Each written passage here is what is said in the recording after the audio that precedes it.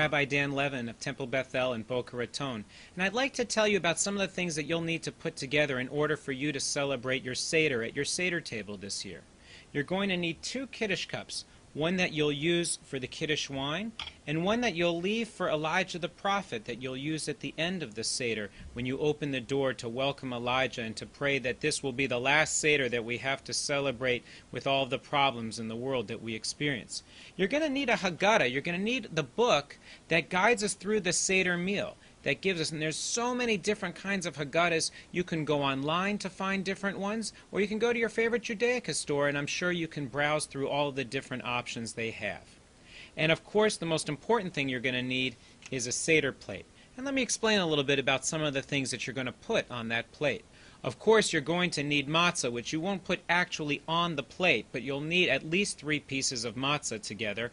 And customarily on your Seder table, you'll have 3 pieces that are divided by a napkin, or even a matzah cover that you might have designed for yourself, or you can pick up somewhere that's something special for your family to use.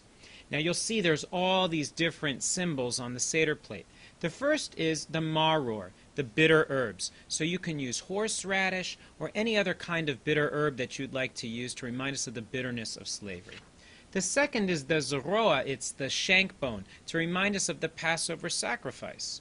The third is the haroset.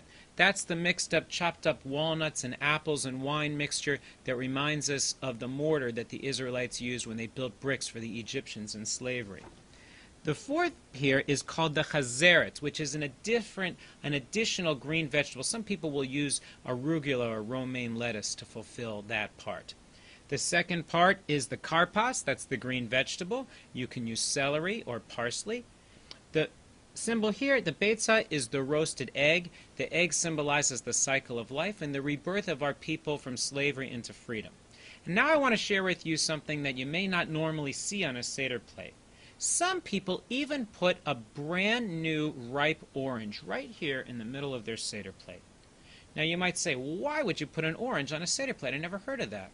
Well, that's because years ago at a Seder, there was a discussion about whether or not women should be allowed to be ordained as rabbis and to participate fully in the life of the synagogue.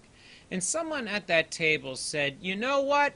A woman belongs on the bima as much as an orange belongs on a Seder plate.